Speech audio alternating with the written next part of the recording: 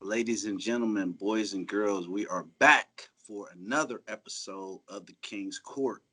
I am King George, and I'm here with my co-host, Mandus Buckle. Mandus, how you doing? I'm good, George. The question is, how are you doing? I'm fried out, man. You see me hammer that intro. Hammered it. My God. Absolutely. I'm feeling good, you know, man. George, is it maybe a little awkward that it's your show and the first topic is King George back in the winner's circle? I mean, I guess it is what it is. Topic one. Yeah, man, it feels There's a good, lot man. to talk about here. Yeah. It's got to feel good. How long has it actually been now? Actually, it's funny because the last time I won was City Limits, not last year, but the year before. So it's been almost 2 years. Yeah. It's been almost 2 years. So that's why I said, the topic one, it's not the fact that you're the host of the show. It's the fact that, guys, when you're in this sport, sometimes you go stretches where guys can still be doing well, but there's a difference between doing well and being back in a winner's circle. And there's just something about a W that is not the same as a bunch of second, third, and fourth place finishes. Although that's fantastic, and that is showing consistency. And you and I have talked about this in the past. I said, to me, I think it's more important to always be in the first call-outs than to have a random win here or there. But when you are consistent for long periods of time, wins will come in there. So the fact that it has been, I bet nobody would have won that trivia question if you were to ask, when was the last time George Brown won a show? Yeah. I bet nobody would have guessed that it's been almost 2 years. So give us a little breakdown now of not only how it feels, but what you think you needed to do as an athlete and what you did that changed, that put you back in the center square. So ask Tiger Woods that, right? Like, there you go. There's a long time. Yeah. So, like, in comparison, I'm no Tiger Woods or anything like that, but I'm saying, like, you can experience some success, and you can establish yourself as a good athlete or a good professional, and if you're not winning, then some people may forget about what the things that you've done in the past. Like, now, Tiger Woods, one of the best golfers ever, right. But he wasn't winning, and they was just writing him off like he was just trash. So when you get that win, it really reminds people, and it solidifies things.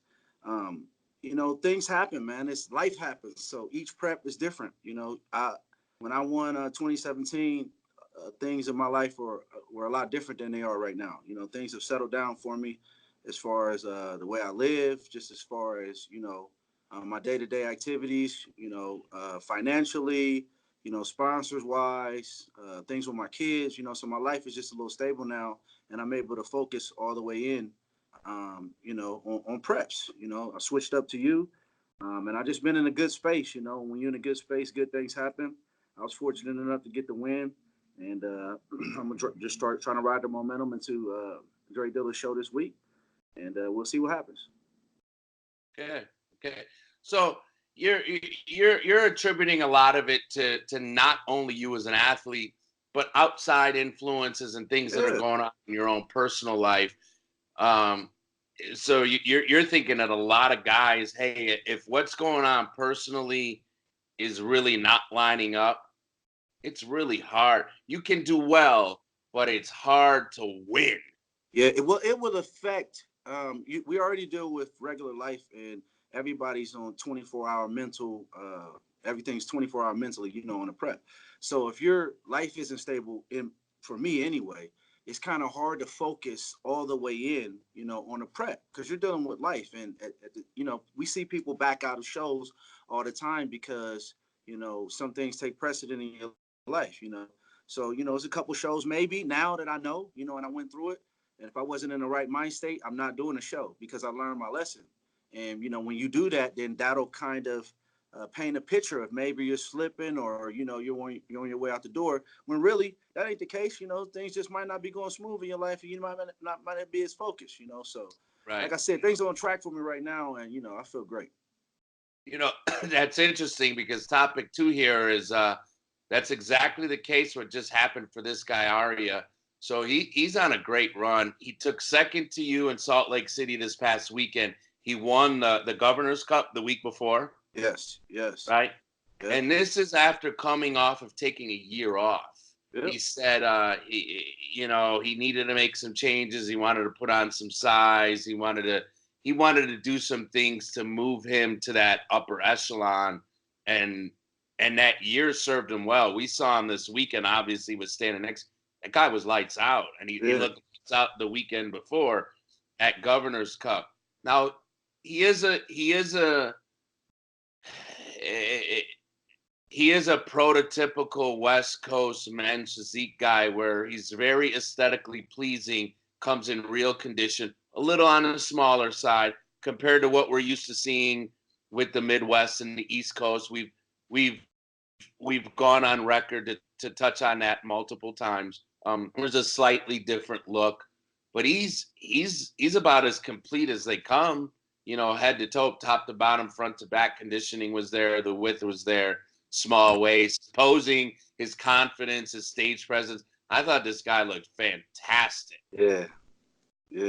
He's a very intense guy. We ate dinner with him and got to know him a little bit more. And I was laughing at him on stage. I'm goofy, so I can't help it. And he's across the stage, and I see him, and he's pacing. We ain't doing nothing. So I looked over at Jamon and just said, Joe, look at Arya over there. You know what I mean? But that's just his personality, right. And, if you were seeing from the injury, he did the little a timeline of when he first got back from the injury of him getting in shape. And the dude is a mentally sharp dude. He's a very competitive dude. And he has a plan, and a lot of people don't have plans, So I think that, he'll continue to do well because he has the drive. He did put on some size, and I think he'll continue to get better. I think he's a 3-time Olympian. You can't just fall into that, So congratulations to him for sure. And I think he's doing a show a couple weeks from now, So we'll see some more of him. Yeah, he was sharp. He was sharp. And you're right. Man, that focus and that intensity that he's funny. Had to notice it. Yeah. That's what it takes to win, though, man. He ain't coming there to lose. Absolutely. And it shows his energy's coming off. He coming there for the win, and I feel like everybody should be like that. Next topic, George. Why don't you lead us off with this one, Orlando? Orlando Giovanni is the winner in Orlando. 305 till I die. Dale. Took the W. We had some comments on it or whatever. And I always say the judges, they're going to pick who they pick. It's a subjective sport. I looked at the picks. I feel like he could have maybe lost some shots from the front. I feel like he won everything from the back. Panel of judges chose him, and that's what I'm rolling with. Congrats to Gio. Yeah, at first we were out in Salt Lake City together, and there was another publication, we won't mention any names, that posted, and unfortunately it looks like they took a really bad front picture of Gio and compared it next to some better pictures of somebody else. People have been doing that since the beginning of time. That's a travesty, first of all. Second of all, we didn't see the back pictures till later on, and once we saw the back pictures, we said, well, Gio didn't win many shots from the front, but he certainly won them all for the back. Clearly. Yep. Put that aside. Okay. In Major League Baseball, you have some umpires that call a high strike zone a low strike zone. Some call the inside pitch, some call the outside pitch. In the NFL, we know you can call holding on almost every play. Yes. Okay? you know, if you're a savvy veteran, you probably get away with a few more things than if you're a rookie. Same thing with you know, in the NBA, the same thing happens. You know, a little tit-tat foul. LeBron gets away with those all the time. Yeah, James Harden getting them right, calls. right. Yeah. Now, in this sport, some judges like conditioning a little better. Some like size a little more. Some go with shape. Some take the overall presence and maturity of a veteran athlete over a younger athlete. It doesn't matter, but there really is no right or wrong. And what's the difference between one show a guy takes razor sharp conditioning over size, over the next show where a guy leans towards veteran athletes who have great stage presence, have paid their dues for a long time, compared to a judge who prefers shape? There is no difference. That particular weekend, that panel of judges decided that's what they were looking for, and that's who won. Just deal with it, guys. That's what happened. Okay? You're not going to lose sleep over it. And the other thing, George, is the majority of the top athletes in this sport, we never hear them complain about that stuff. True. You guys, we all understand that's part of a sport. That's part of understanding. You go back to the drawing board and get better and get sharper and tighten up things that you saw when you did your homework weren't quite as sharp as you wanted them to be, and you get better for the next show. The last thing a great athlete does is get on social media and complain and compare and contrast. And I have never in my life seen George Brown or Raymond Edmonds or Brandon Hendrickson or Andre. We can go down the list of 100+ good IFBB pros. I've never seen them post pictures side by side of a bad picture of somebody else and a good picture of them and complain about what the judges said. Well, so it's not getting nothing. You're not getting anything. Go back to work. Do what you need to do. Show up to the next show. That's the sport. It's not the first time it's happened, and it won't be the last time. Congratulations, Giovanna Paula. He's got to get a little tighter. He's got to get a little sharper. But I guarantee you, he already knows that. And for anyone who's blowing up another athlete who is not on his soapbox right now, talking about how great he was and how he walked away with a win, maybe you ought to look in the mirror. Yeah. What are you really working on, and what are you concerned about? Is it your physique, or is it something that happened in Orlando that you weren't even there? You weren't even hashtag all day. Listen, Mandus has spoken. Shout out to Jeff Gabriel. I believe he got second. Yes. And he looks fantastic. He came back and he was sharp. You know, so yeah. shout out to sure. Yeah. And George, let me get a quick little shout out to Xavier. He was on there, gave the winner props, which shows me that you're a pro's pro, Xavier. Congratulations. Big Collie Cordy, I saw he was on. I don't look through social media very often, but when I get messages and questions about something, I tend to look a little bit. It's a waste of my time because most of the time it's people who aren't at the show, who don't know. They're looking at bad comparison pictures. Leave it alone. Give the guy his 5 minutes of props. The rest of you go back to work, and we'll see you guys at City Limits. Yeah. City Limits coming up, George. What's going to happen here, man? Dre Dillard. Shout out to Dre Dillard. Always puts on a great show. And I can't It'll be even better when Maximum Muscle Report's out there to cover it. Oh, man, we got to get that. We got to get that to happen, man. But anyway, it's coming up this weekend. What do you see, man? The list just came out.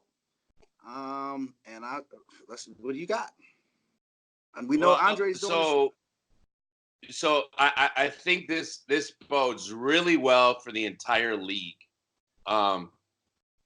Anytime you got a show with Andre Ferguson in it, that makes for a good show. Okay, yeah. He's one of the best men's physique athletes that the IFBB's ever seen. We give him his props. And now you have a hot George Brown, who is one of the better men's physique athletes over a long period of time that the division has ever seen. And the two of you are close friends. So Mm-hmm. you want to talk about a good battle that's setting up. Now, that's only two. Yeah. Guys, there's a whole laundry list of other guys Mm-hmm. who, for whatever reason, love to go down there and battle it out for that show. I could not be more excited. I'm going to tell you a guy that I think could be very interesting as well. Um, Ken Jones. And the reason I say that is this guy hasn't come in condition yet. But if there's somebody that we want to see who's not very well known in this division yet, but has the size to stand next to the bigger athletes like yourself and Andre Ferguson, it's Ken Jones. And when he starts to really nail that conditioning, I think you're looking at a guy who's going to quickly be trouble for the rest of the league. So I'm curious to see him, if he has a chance to stand next to you and Dre, how he fares. Well, I was with him last week, and when he takes his shirt off, I tell him, man, you have a wow factor. And to me, guys at the top, they all have that. If you look at Ray, you're like, wow, look at his size, Right. look at his shoulders, right? You look at Andre, man, look at his lines, he round, perfect symmetry, so I believe he has that. He has to continue to grind. I told him, you're not just going to get to the top Right. in one show. So he's got his shows planned. I told him that this is a season, like I always say, and you should get better and better each show. So from last week to this week, he should be a week better. And as the year continues, he should continue to get better. But he's got some areas he needs to work on, like everybody else. But he can, he can be a problem, because he has a ridiculous chest. He has all the muscle. He has the waist. He just needs to grow. That's it. And I don't mean grow as far as size. I mean like Right. No. grow as a professional. He has to grow as an athlete, mature into the IFBB. George, it's funny you say that because it's very evident that the more shows guys do and the longer men's physique has been around, there are so many variables to end up in the top 3, top 5, and then eventually into the winner's circle. It's not just about shape and balance and then conditioning. That's the beginning. There's stage presence. There's posing. There's peaking just right. There's bringing that ultra confidence. It's your posing routine. It's holding your poses as they're moving you around and moving you around and moving you around. So there's comparisons next to other really good. There are so many other intangibles. Guys are worried about, I look this way or that way, and all of a sudden you see it in the lineup. Guys fade, guys get tired, guys don't know their best angles. There's a lot. There's a reason why those of you that are at the top are at the top. You've put in your time, you've grown and matured as a professional athlete. And I think some guys are starting to realize it and see that, and others still haven't figured that out, and they're not doing as well. Well, to the ones who haven't figured it out, that's what the journey's about. Yeah. You keep bumping your head until you learn from your mistakes, and then you move forward. But Waxahachie, Texas, I ain't messed that up. This weekend, be there, be square. Going to commercial break to pay some bills, and when we come back, we will have our guest for the week. So you guys stay tuned. Absolutely. We'll be back.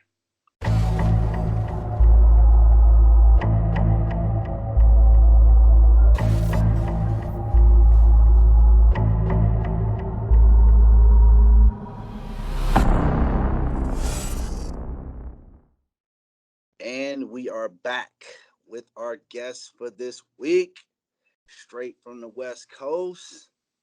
He's been tearing it up on the West Coast. Arya Saffaie. How you doing, man? What's up? Pretty good, man. Pretty good. Just happy to be here talking to you guys. I know we just had a good time battling last week on stage, so it's good to talk to you again, bro. All right, man. Man. Let's just get right into it, man. You was out in the Governors Cup. Yep, A Governor's little bit Cup. about that show. What do you think about it? Well, that was my first show back after, I took some time off. I knew I needed to add some size. I've competed a few years before, obviously. And, when you're dieting, 6, 7, 8 months a year, just wasn't really having the time to really add any size. So I just had to make that tough decision to step away and take a little over a year off. And Governor's Cup was my first show back.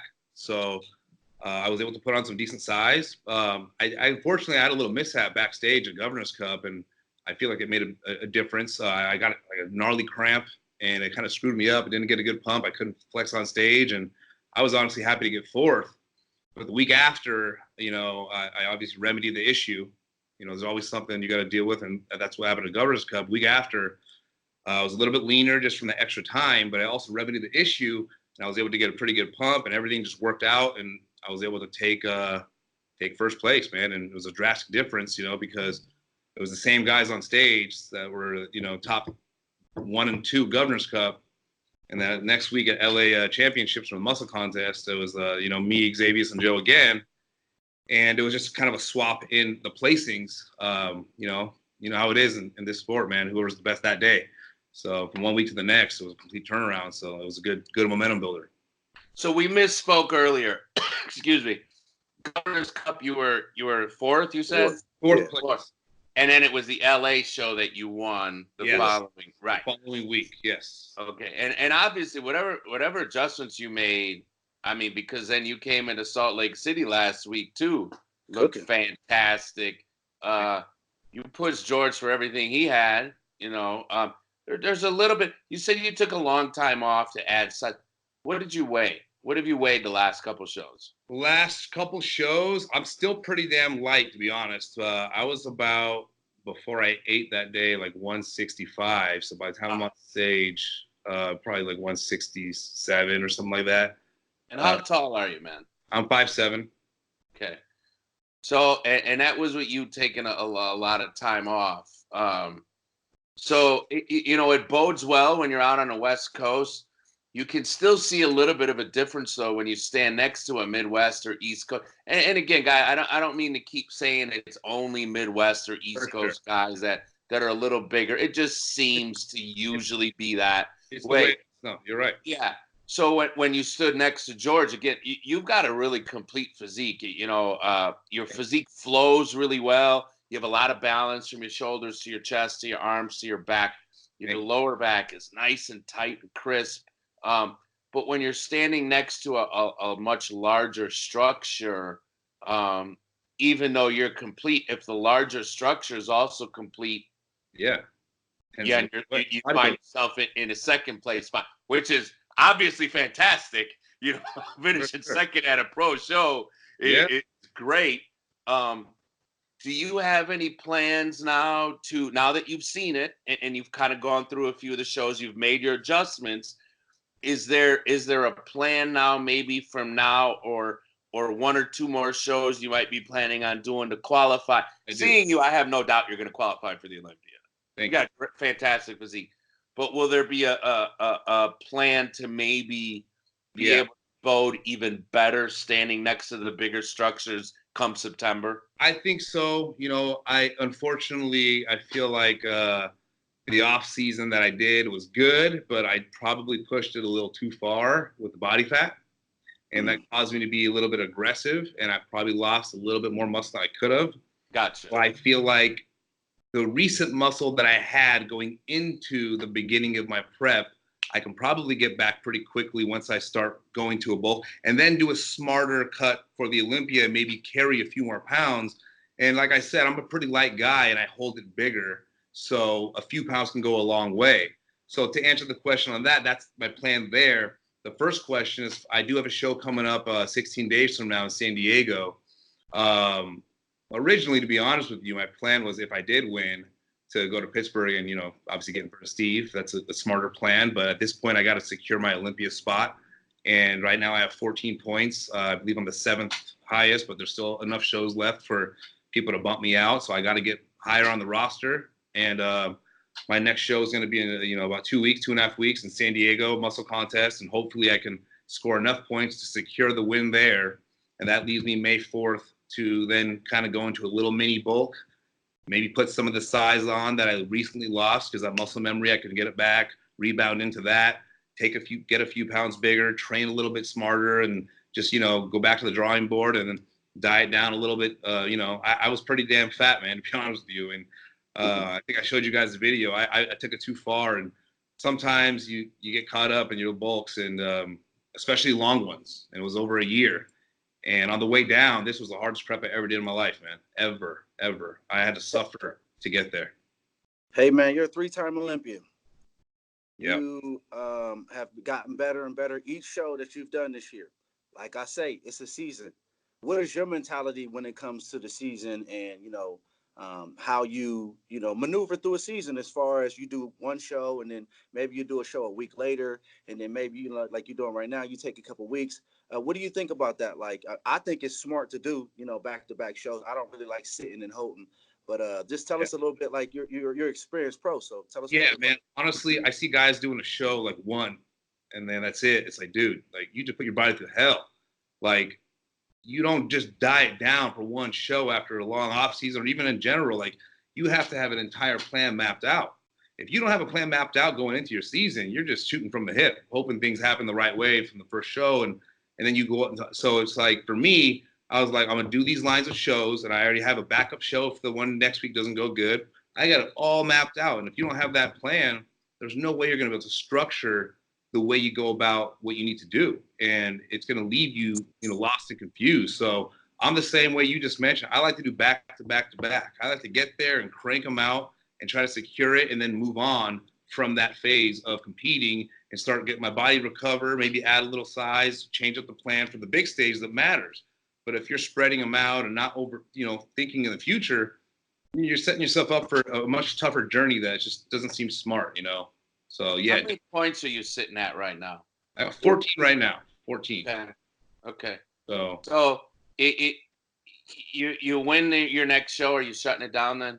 If I win it, I'll shut it down for sure. If I get 18 points, if I get second, which would be 18 points, I'm going to just have to do a little bit of math. You know what I mean? You got to look at who potentially, if this guy does that, he'll be here, and count how many shows are left. There's a little equation you got to figure out, which I'm already doing, to be honest with you. I'm looking at the guys that have a certain amount in the top 20 and see how many shows left, and see if he does this, he'll have that. Okay, and then eventually, the closer we get towards the end, the more you can get predictable about, like, if there's only this many shows left, if this guy does that and that and that, I can get bumped out. And then eventually you can be like, wait, if he does this, shit, there's only this many shows left. There's nothing anybody can do. I'm good. I'm shutting it down. So you have to very closely watch. That's the different game this season. You have to know that. Back to what I said earlier, if you don't have a plan, you're shooting from the hip. It's like, dude, you're in the wrong game, man. It's professional level. This ain't no joke. And we put ourselves through a lot, so I'm not going to go in there empty-handed. I'm going to make sure I know exactly what I need to do. So, if I'm prepared. You got to be prepared. Hey, so look, for people who don't know you, because like I said, spent some time with you when we ate and see you backstage, whatever. And me and Jumanji was laughing at you on stage because, dude, you were just like dead intense, you know what I mean? And so, like, you was even intense when you was eating your donut, you know what I mean? Like, you were serious, So, like, tell us something about you that you want us to know.